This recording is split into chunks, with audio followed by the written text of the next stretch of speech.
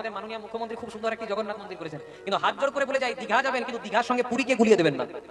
কারণ দীঘাটা হচ্ছে মন্দির আর পুরীটা হচ্ছে ধাম। চার যুগের চারটা ধাম, সত্য যুগে বদ্রীনাথ, ত্রেতা যুগে রামেশ্বরম, দাপুর যুগে দ্বারিকাপুরী আর কলি যুগের ধামপুরী। পুরী ধামের মহিমা জানেন?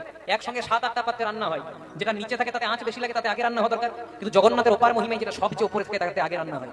এই কিছুদিন আগে দেখবেন সোশ্যাল মিডিয়াতে প্রকাশ হয়েছিল এক বাবা আর এক ছেলে, ছেলেটার অনেক রোগ হয়েছে, একটা দুরারোগ্য ব্যাধি, তারপর নিয়ে গেছে কোথায় হসপিটালে, ডাক্তার মৃত বলে ঘোষণা করে দিয়েছে। বাবা কিন্তু হাল ছাড়েনি, ছেলেটাকে নিয়ে জগন্নাথ মন্দিরে গেছে পুরী ধামে। এমন আত্মনাদে ডেকেছে কাতর ভাবে যে জগন্নাথ প্রভু তার মধ্যে প্রাণ সঞ্চার করেছে।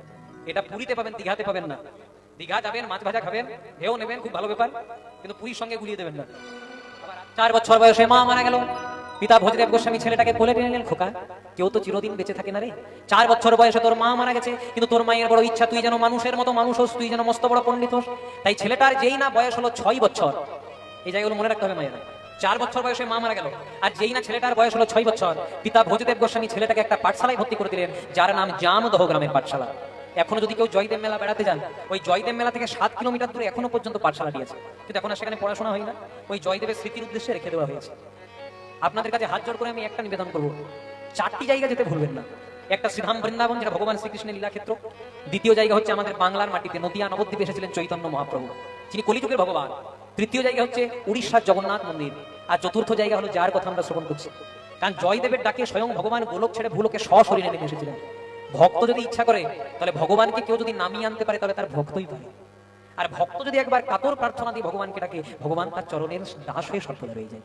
তাই ছেলেটার বয়স হলো 6 বছর, পিতা ভোজদেব গোস্বামী ভর্তি করে দিলেন জামদহ গ্রামের পাঠশালা। 3-4 দিন পাঠশালায় গেছে, 5 দিনের দিন বাবাকে বলছে, বাবা আমি আর পাঠশালায় যাবো না। ছোট্ট ছেলে, আমি আর পাঠশালায় যাবো না। বলছে কেন? তুমি জানো না আমি তোমার এইটুকু ছেলে, আমার বুঝি ভয় করে না? তখন বাবা বলছে, খোকা তোকে তোমার বলাই হয়নি, ওই বনের পথে যেতে যেতে তোর যদি কোনোদিনও ভয় করে, ওই বনের মধ্যে তোর একজন বন্ধু আছে। বন্ধু? হ্যাঁ। বলছে কি নাম? বন্ধুর নাম হচ্ছে মধুসূদন। বাবা এমনি বলেছে, আর ছেলে বিশ্বাসও করে নিয়েছে। কথায় আছে, বিশ্বাসে মিলাই বস্তু তর্কে বহুদূর। তাই ছেলেটা মনে মনে চিন্তা করছে, দেখি কেমন মধুসূদন আছে। বনের মাঝ রাস্তায় এসে আজকে ডাকতে শুরু করেছে, মধুসূদন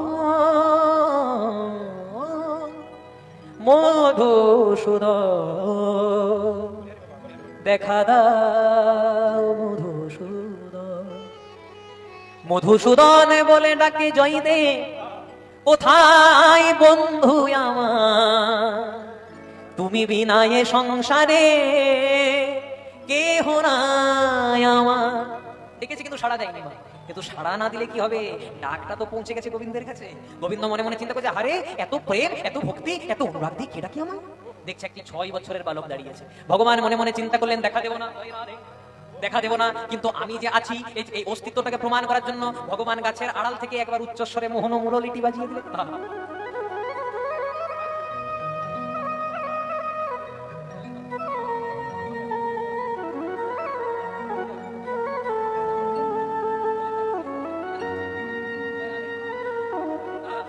যেই না বাসিটা শুনেছে।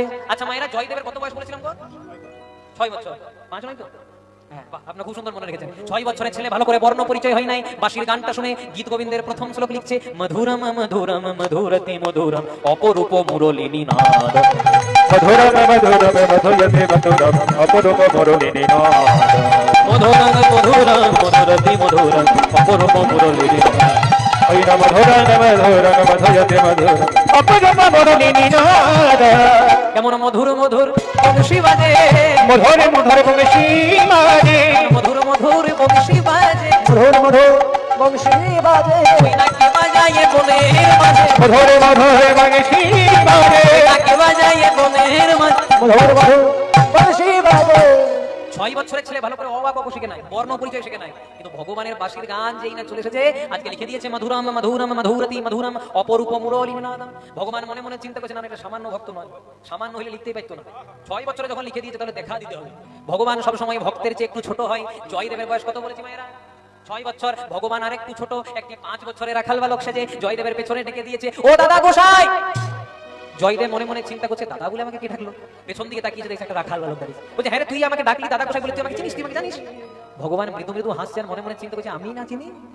আমি সংসারে পাঠাই না, আমার কাছে জানা থাকে। বল তোমার নাম কি? তোমার নাম? তোমার নাম জয়দেব গোস্বামী। তো সবাই বলতে পারে। বলছে, আমার বাবার নাম কি? তোমার বাবার নাম ভোজদেব গোস্বামী। এ তো সবাই বলতে পারে। বল তোমার মায়ের নাম কি? তোমার মা মারা গেছে, তোমার মায়ের নাম বামাদেবী গোস্বামী। জয়দেব মনে মনে চিন্তা করছে, আমার প্যান কার্ড আধার কার্ড পেলো কোথা থেকে? জয় রাধে। এসআইআর এর যুগে প্যান কার্ড আধার কার্ড খুব সাবধানে রাখবে। জয় রাধে, তারা বাংলাদেশে যেতে হবে। এখন দেখছেন কেমন এসআইআর হচ্ছে, এগুলো আমাদের ভালোর জন্য হচ্ছে। আমরা অনেকে খারাপ ভাবে প্রচার করছি। এসআইআর এর বাহানাতে যে ছেলে মেয়েরা বাবা মায়ের সঙ্গে বহুদিন দেখা করতে যায়নি, তারা পর্যন্ত যাচ্ছে বাবা মায়ের সঙ্গে দেখা করতে। মনে করুন বহুদিন আগে রেখে দিয়ে চলে এসেছে বৃদ্ধাশ্রমে, কিন্তু এবার তো বাবা কিছু করার নাই, বাবা মাকে লাগবে 2000 টাকা ভোট দিয়েছে কিনা। জয় রাধে। তাই এসআইআর হওয়া খুব ভালো। এই আমার পাশের বাড়িতে একজনা বাবা মাকে বৃদ্ধাশ্রমে রেখে দিয়েছে, বুঝলেন তো। এসআইআর এর সময় হয়েছে, নিয়ে ছেলে গেছে বাবার কাছে, তো বলছে বাবা বলছে যদি আমাকে না নিয়ে যাস কিছু বলবো না। তাহলে বুঝো এখন বাবা মায়ের কত সুযোগ সুবিধা। ভাগ্যে এসআইআর এসেছিল, হরে কৃষ্ণ। আর না থাকলে একদম বাংলাদেশে রেডি হয়ে আছে। যার এসআইআর নাই সেই বাংলাদেশ। জয় রাধে।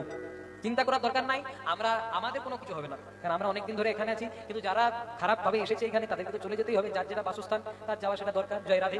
তাই হয়েছে কি, আজকে জয়দেব গোস্বামী বলছে হ্যাঁ রে, তুই যে আমাকে চিনিস, আমি তো তোকে চিনি না। তখন ভগবান মনে মনে চিন্তা করছে, এই রে ভাবলাম দেখা দিয়ে চলে যাবো, নাম জিজ্ঞাসা করছে, হ্যাঁ তোর নাম কি? আমার নাম তাদের বল, আমার নাম বলবো না। বলছে বাবা মায়ে একটা ভালো নামও দিতে পারেন, বলবো না। বলছে না গো দাদা, তোমার যদি এত নাম নিয়ে মাথা ব্যথা, তুমি আমার একটা নাম দিয়ে দাও। ভগবান বলছে, আর মনে মনে চিন্তা করছে ভক্তের কাছে নাম নেবে, ভক্তের কাছে তো সারা জন্ম ভগবান বাধা পড়ে, তুমি তাহলে একটা নাম দিয়ে দাও। বলছে ঠিক আছে, নাম না হয় দেবো, সোজা হয়ে দাঁড়া দেখি।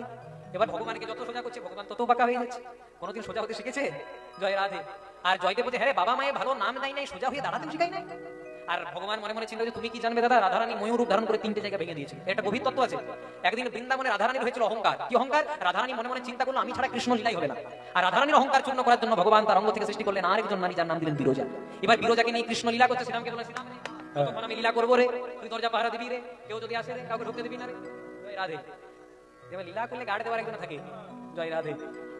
হ্যাঁ, খারাপ ভাবে নেবেন না। হরে কৃষ্ণ, নিতাই গৌর প্রেমানন্দে, হরি হরি বল।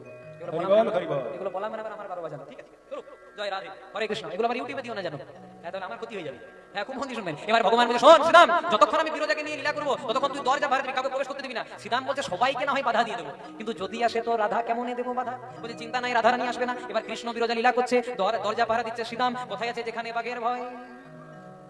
কত জানো গো মায়েরা, ভয় ছিল রাধারানী। প্রথমে রাধারানী চলে এসেছে, রাধারানী কিছু প্রশ্ন করেনি। শ্রীরাম